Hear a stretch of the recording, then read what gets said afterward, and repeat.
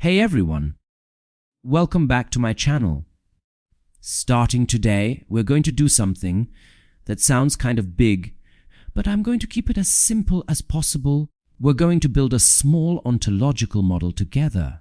Think of it as us building a prototype of a world model with our own hands. And over this episode, and the ones that follow, you'll slowly start to see how the truly great thinkers and scientists in history actually worked. A lot of them didn't win by memorizing more facts. They won by building better frameworks.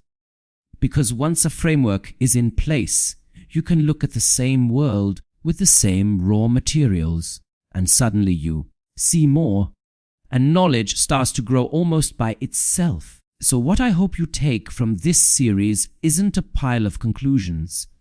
It's a capability to move from passively consuming knowledge to actively creating knowledge. That's not a small improvement. That's a cognitive jump. In the early days of civilization, human knowledge was honestly tiny. Back then, what people needed most wasn't entertainment, and it wasn't opinions.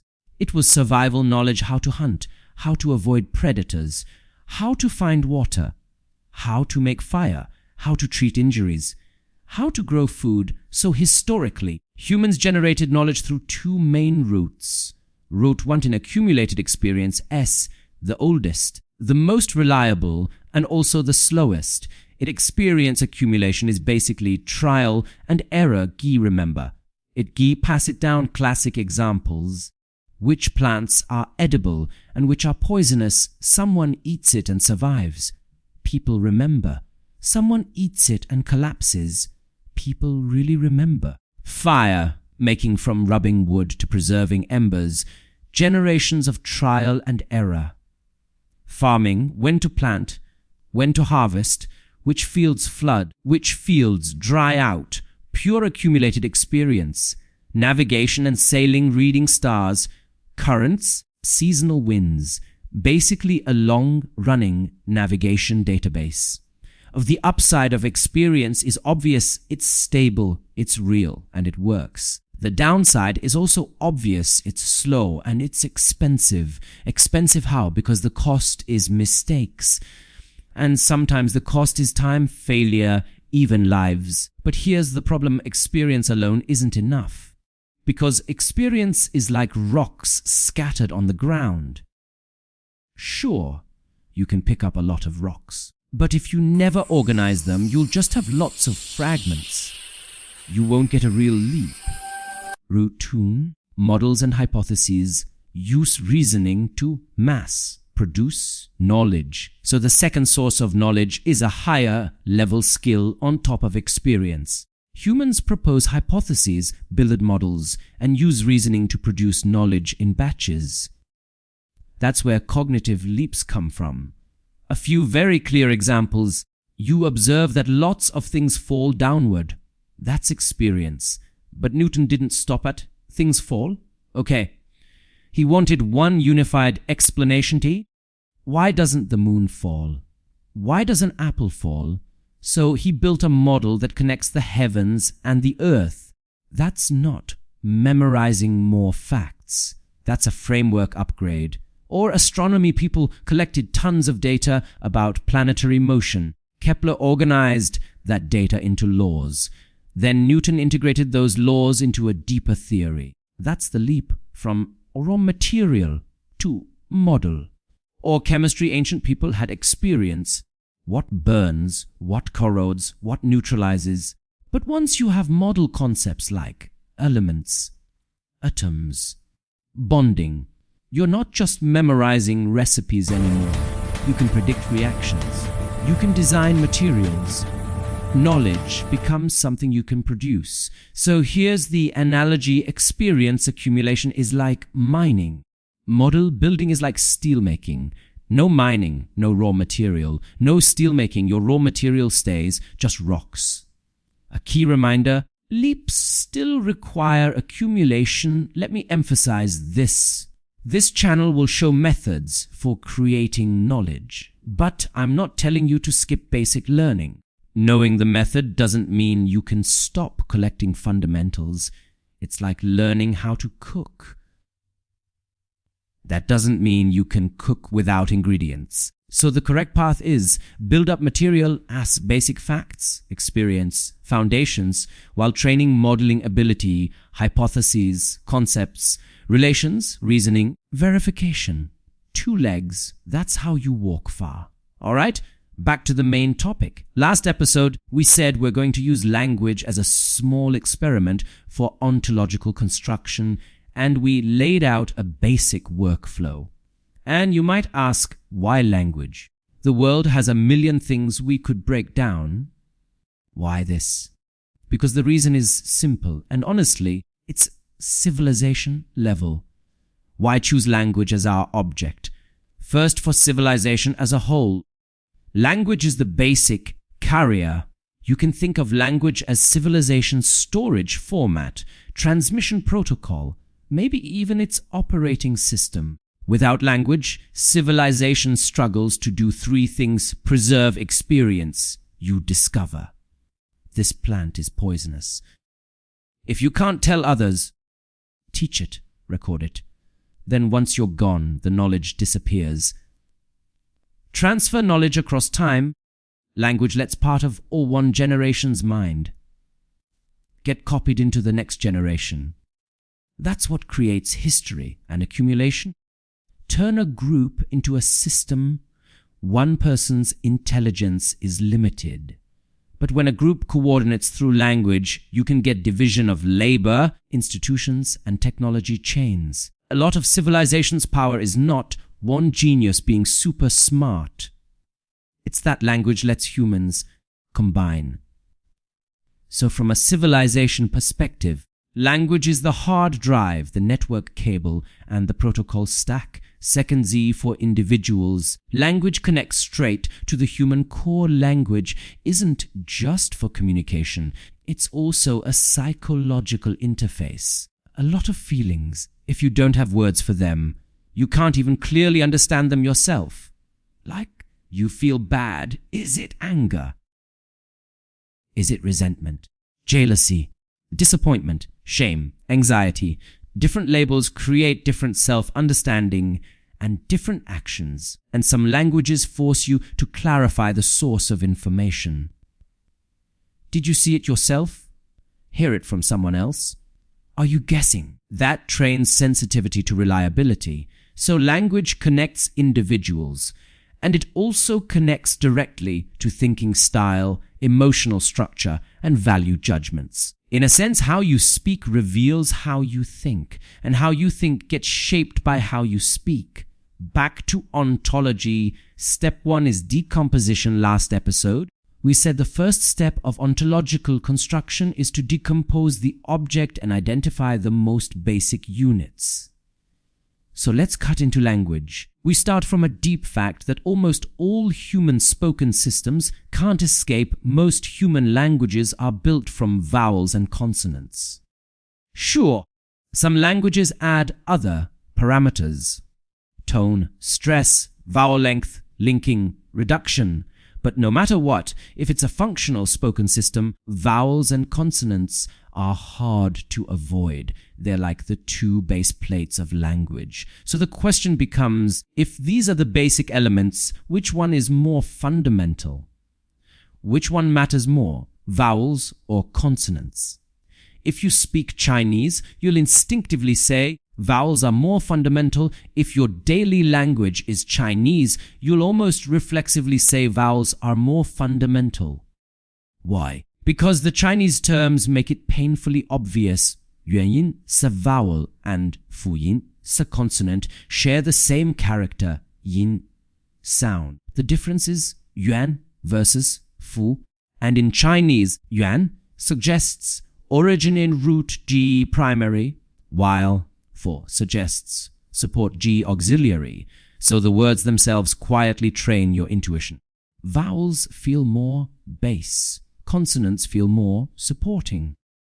That's something pretty special about Chinese. It tends to compress conceptual hints into single characters, and characters carry meaning. A lot of the time, you see the character and you can guess the direction of the concept, even if you've never taken a class on it.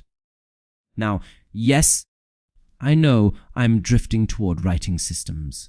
Writing is also a major carrier of civilization. But today we're focused on language as a system, so I won't go too far. I'll just add one quick point. Chinese has a huge advantage in cross-disciplinary expression because it can build endless new concepts through combinations of a relatively stable set of commonly used characters. But it also has an obvious downside. That flexibility can create civilization-level bugs. In certain contexts, like fuzzy boundaries, ambiguity cost, and standardization challenges, we won't open that can of worms today. We'll save it.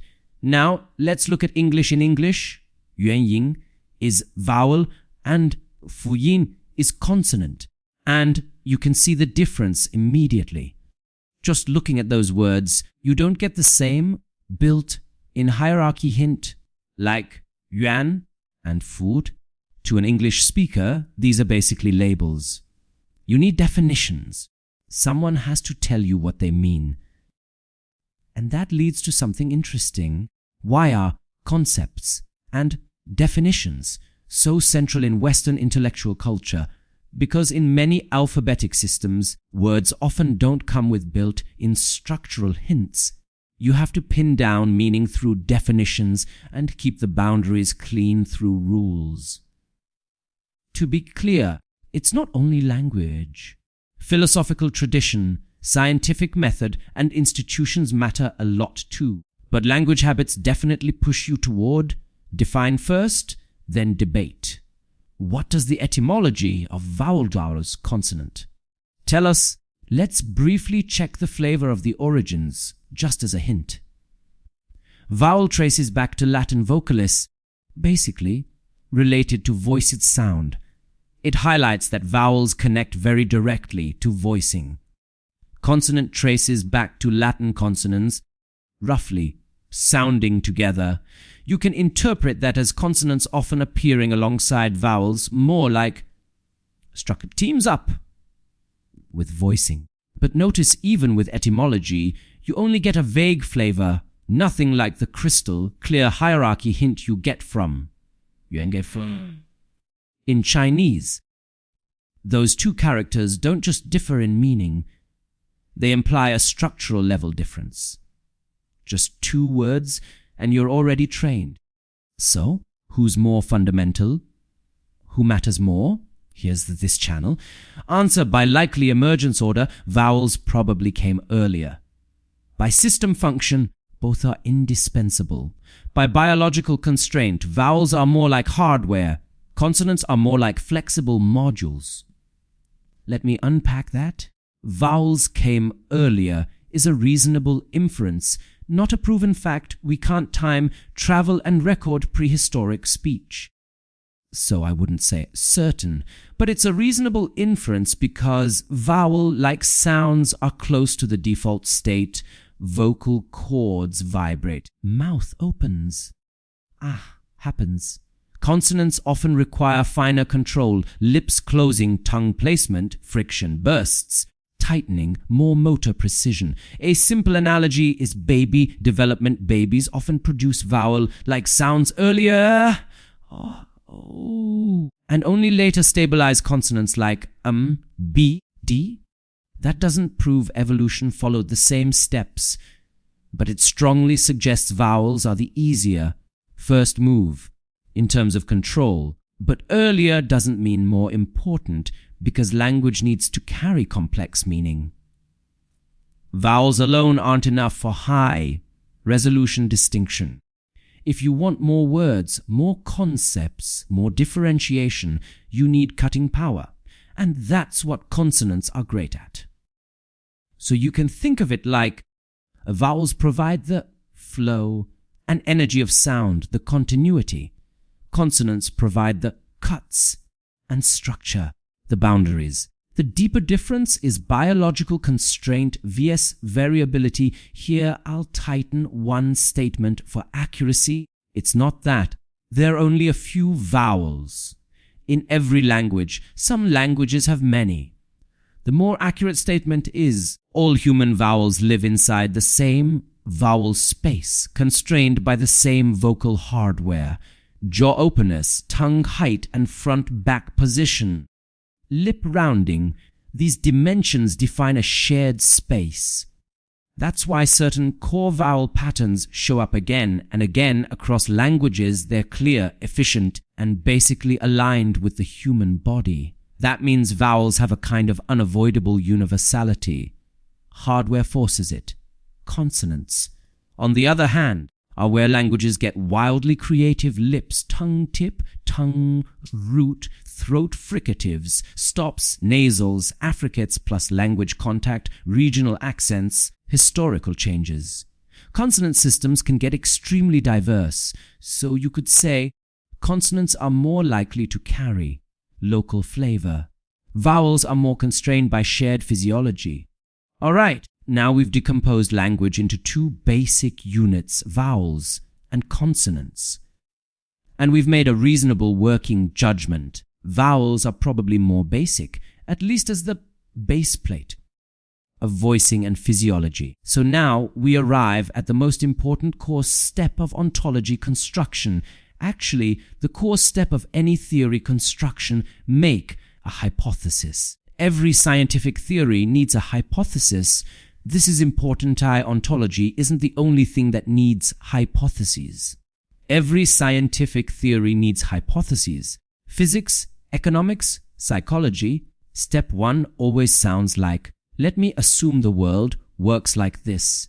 Because without hypotheses, you only have two options. Either you collect endless data and you have no idea how to organize or explain it, or you tell one story per phenomenon. No derivation, no prediction, no verification. So, without hypotheses, theory doesn't exist. You don't have a framework, you just have scattered observations. And by the way, quick tease, there's something in this world that people widely think is science. But it doesn't really start from explicit theoretical assumptions the way science usually does. Do you know what I'm hinting at? So what makes something ontology? The difference isn't whether you have a hypothesis. You definitely do. The difference is your hypothesis an ontological hypothesis? Meaning, are you hypothesizing what the world is fundamentally made of, its basic entities and categories? Or are you only hypothesizing rules for how things move and interact? Last episode, we mentioned general relativity. Why do people say it has a strong ontological flavor? Because it doesn't just give a force law. It changes what space-time even is. Gravity isn't a mysterious pull at a distance. It becomes geometry that carries an ontological claim.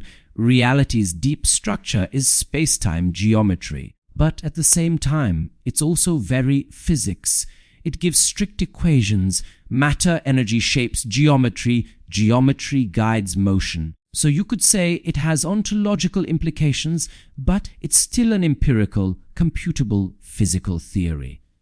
Yang-Mills theory is different. It's hugely important, but it's mostly a rule-writing engine. Assume certain symmetries and structures, then derive how interactions operate. It's more like a manual than a registry of what exists, so it's not ontology in the catalogue of basic existence sense. But again, no matter what theory it is, a scientific theory needs hypotheses. Otherwise, you can't even begin. No concepts, no derivations, nothing to verify. Now back to language. How do we make an ontological hypothesis? Once we understand vowels and consonants, the question becomes, how do we propose an ontological hypothesis starting from them? Let's observe two things. Observation 1. Vowels have strong hardware universality. Across languages, vowels live in the same constrained vowel space. That means vowels carry a shared human constraint you can't just wish away. Observation 2. Vowels and consonants are not independent. In many languages, vowels pull Consonants are round, they affect articulation, color the sound, and can even trigger systematic consonant changes depending on vowel environment. And the strength and style of this influence varies across languages dramatically. So for each civilization, what its consonant system becomes is deeply coupled with its vowel system and vowel habits. Now look at the individual levels. When babies start learning speech, they often begin with vowel-like sounds ah, hu, Then they gradually stabilize consonants like b, d. You can interpret it like this. They learn to make sound flow first, then learn to cut sound into structure. That doesn't prove vowels are superior. It suggests vowels behave like the base layer that stabilizes early and consonant structure grows on top. And that leads to a simple, high potential hypothesis. So based on these observations, we propose a very plain but very powerful hypothesis. In a given language, the degree to which vowels dominate the system deeply influences the structural style that language evolves into. And over the long run, that structural style can participate in shaping a civilization's habits of modeling knowledge and even its development path. Let me say it in one clean, core claim sentence. A civilization's modeling habits, and therefore its evolutionary direction, may be strongly correlated with how vowel dominant its native language is. Now, important, this is a hypothesis, not a conclusion. What we do next is turn it into usable concepts, observable indicators, and comparable parameters. Then we test it across languages. How much does it explain? Where does it fail? And when it fails, how do we revise the model? That's when ontological construction truly starts running. Alright, that's it for today. Next episode will continue from here. How do we turn this vowel dominance hypothesis into an ontological framework you can actually operate, compare, and reason with? If you're into this kind of thinking, subscribe, and I'll see you next time.